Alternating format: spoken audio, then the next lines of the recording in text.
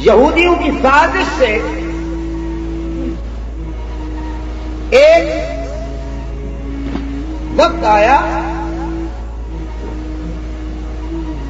جنہوں نے پیغمبر صداقت صلی اللہ علیہ وسلم سے یہ 3 سوال کیے. ٹوپی والے بھائی ادھر،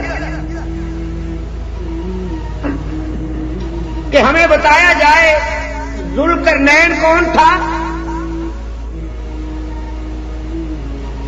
اصحاب کہف کا پس منظر کیا ہے، اور روح کسے کہتے ہیں، کیا ہے.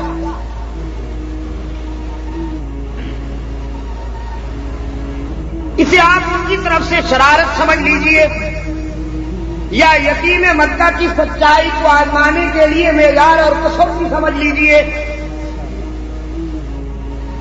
یا حاسدانہ اور رقیبانہ وار سمجھ لیجئے، جو بھی عنوان دے دیجئے. آقا نامدار صلی اللہ علیہ وسلم نے ان کی یہ 3 باتیں سن کر ارشاد فرمایا کہ کل میں تمہیں ان کا جواب دوں گا. توجہ ہے آپ، کل کا وعدہ کیوں کیا؟ اس لیے کہ مرکز سے اطلاع آ جائے گی تو انہیں جواب دوں گا. اگر جواب جیب میں رکھا ہوتا تو آج ہی نقد سودا ہو جاتا نا. کل کا وعدہ اس لیے کیا کہ علام الغیوب سے اطلاع آ جائے گی تو پھر میں انہیں جواب دوں. نعرہ تکبیر. ادھر یہ ہوا اور ادھر اس بارگاہ کی نزاکتوں پہ قربان جاؤ. اللہ کریم نے فرمایا جبرائیل میرے محبوب نے کل کا وعدہ تو کر لیا ہے لیکن ہمیں یاد نہیں کیا. یہ کہا نا کہ کل جواب دوں گا، یہ تو نہیں کہا کہ اگر خدا نے چاہا تو جواب دوں گا. لہذا یہ لب و لہجہ قابل اصلاح ہے، جب تک میں نہ کہوں نہیں جانتا. چنانچہ کل آ گئی مگر کال نہ ملی. مشرکین کا وفد رسول اکرم صلی اللہ علیہ وسلم کی بارگاہ میں آیا کہ ہمیں ہمارے سوالوں کا جواب دیجیے. آپ یہ اندازہ کر سکتے ہیں کہ آمنہ تلال کے دل و نگاہ پہ کس قدر گرانی ہوگی، ان کے بعد کا کیا عالم ہوگا.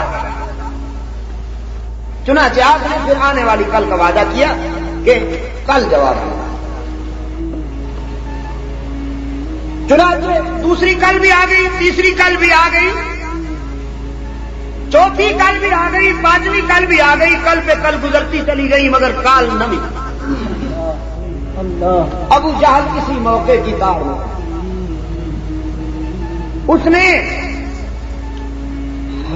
معاشرہ میں، سوسائٹی میں اب یہ زہر گھولنا شروع کر دیا. طنز کے تیر چلائے، اچھلتا پھرے ہر طرف اور کہنے لگا کہ محمد سے خدا روح. اس کے الفاظ یہ تھے کہ ان محمدن قد ودعہ ربہ. اگر آپ عربی گرامر جانتے تو ان الفاظ کی تہ میں آپ کو اس زہر کا اندازہ ہو سکتا تھا جو دشمن رسول اللہ کا دل دکھانے کے لیے لفظ استعمال ہوا. اب سرکار دو عالم صلی اللہ علیہ وسلم گھائل ہو کر، مجروح ہو کر، انتہائی کبیدہ خاطر اشکبار اللہ کے حضور آتے ہیں اور رب العزت کی بارگاہ میں سجدے میں سر گرا کر عرض کرتے ہیں معبود برحق، کانٹوں نے میرے راستے میں میرے جو کانٹے بچھے ہوں یہ تو میں برداشت کر سکتا ہوں، مجھے گالیاں دی جاتی رہی ہیں یہ بھی میں نے برداشت کر لیا، میرے سر پہ کوڑا پھینکا گیا یہ بھی میں نے برداشت کر لیا، لیکن میرے معبود یہ برداشت نہیں ہو سکتا کہ مجھے یہ تانا سننا پڑے کہ تو نے بھی مجھے تنہا چھوڑ دیا. یہ مجھ سے برداشت نہیں ہوتا. کیا وجہ ہے کہ اتنے دن ہو گئے وہی نہیں آئی, رابطہ قائم نہیں ہوا, اور اگر تو بھی مجھے تنہا چھوڑ دے تو میں کس سہارے زندہ رہوں؟ ہر طرف سے تو آدم خور عزائم ہیں, خونخوار نگاہیں ہیں, ایک نظر برداشت نہیں کر سکتے مجھے یہ کافر. چنانچہ کملی والے کی صدائیں عرش معلیٰ تک پہنچی. فرش زمین پر رونے والے کی آہوزاری عرش بری کے بیریاض تک پہنچی. اللہ نے 3 کام کیے. کتنے؟ جواب بہت دینا. پہلا کام یہ کیا کہ اپنے رحمت کے پلو سے اپنے معبود کے آنسو پوچھے. پہلا کیا کہ اپنے معبود کے آنسو سے آنسو کو اپنے رحمت کے پلو سے صاف کیا, تسلی دی, حوصلہ بڑھایا. اور دوسرا کام یہ کیا کہ ضابطہ بتایا, قانون بتایا. تیسرا کام یہ کیا کہ ان سوالوں کا جواب دیا. اب تسلی دینے والی بات, پہلا کام سماعت فرمائیے. ابو جہل کہہ رہا تھا کہ ان محمدن قد بدعہ ربہ. اللہ کریم نے فرمایا کہ والضحیٰ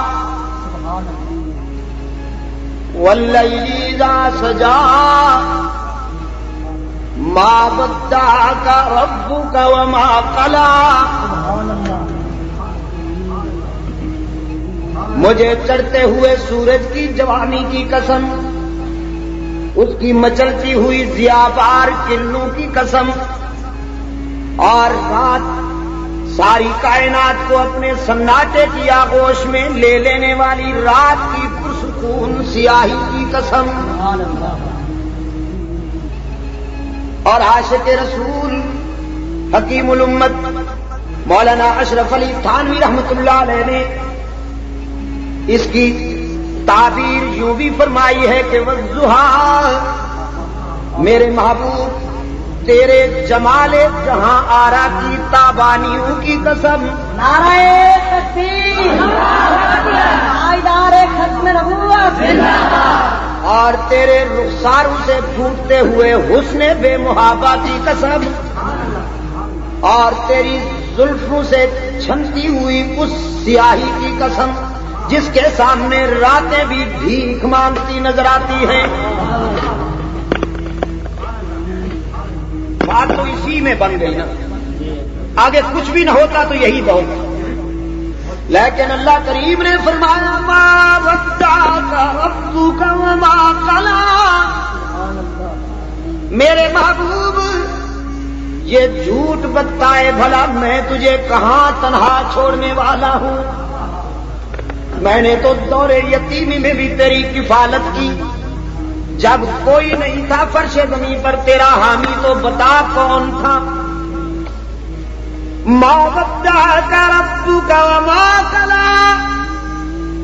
نہ میں نے تجھے تنہا چھوڑا ہے اور نہ میں نے تیرے سر سے اپنی سرپرستی کا ہاتھ اٹھایا. وَلَلْآخِرَةُ خَيْرٌ لَكَ مِنَ الْأُولَىٰ. اور میرے محبوب یہ بھی یقین کر لیجئے کہ یہ جو کچھ کہتے ہیں کہنے دیجئے, مگر انجام آپ کے حق میں جائے گا. انجام رب کائنات نے فرمایا وَلَسَوْفَ يُعْطِيكَ رَبُّكَ فَتَرْضَىٰ. میں آپ کا دامن اپنے لطف و کرم سے اس قدر بھر دینے والا ہوں کہ آپ خوش ہو جائیں گے. ان کا نام و نشان مٹ جائے گا, لیکن آپ کی عظمت کا جھنڈا قیامت تک کائنات کے چپے چپے میں لہراتا رہے گا. میرے محبوب نعرہ تکبیر, نعرہ رسالت, لیکن میرے پیغمبر یہ تو تھی نا پیار کی بات. اب ضابطے کی بات بھی سن لیجئے پشاور والوں. حق تعالیٰ نے فرمایا میرے محبوب آپ سے مجھے پیار تو اتنا ہے کہ آپ جس دھرتی پر چلتے ہیں میں ان ذروں کی قسمیں کھاتا ہوں. آپ سے مجھے پیار تو اتنا ہے کہ آپ جو چادر اوڑھ لیتے ہیں میں اس چادر کو بھی قرآن میں جگہ دے دیتا ہوں. آپ سے مجھے پیار تو اتنا ہے کہ آپ ہاں کریں تو حلال ہو جاتا ہے, آپ نہیں فرمائیں تو حرمت کا حکم آ جاتا ہے. آپ سے مجھے پیار تو اتنا ہے کہ آپ کو میں نے خلاصہ کائنات بنا دیا اور سارے نبیوں کی برادری کا امام بنا دیا. آپ سے مجھے پیار تو اتنا ہے کہ میں نے دھرتی اگر دودھ ہے تو آپ کو اس کا مکھن بنا دیا. لیکن ضابطہ بہرحال ضابطہ ہوتا ہے, قانون بہرحال قانون ہوتا ہے.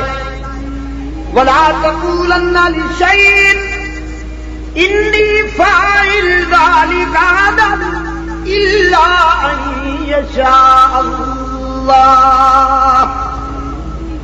ضابطے کی بات یہ ہے کہ آپ جب بھی آنے والی کل کا کوئی وعدہ کریں تو یہ نہ کہا کیجئے کہ میں بتاؤں گا, بلکہ یوں کہا کیجئے کہ اگر میرے اللہ نے چاہا تو بتاؤں گا. اس لیے کل کیا ہونے والا ہے وہ آپ نہیں جانتے, میں جانتا ہوں.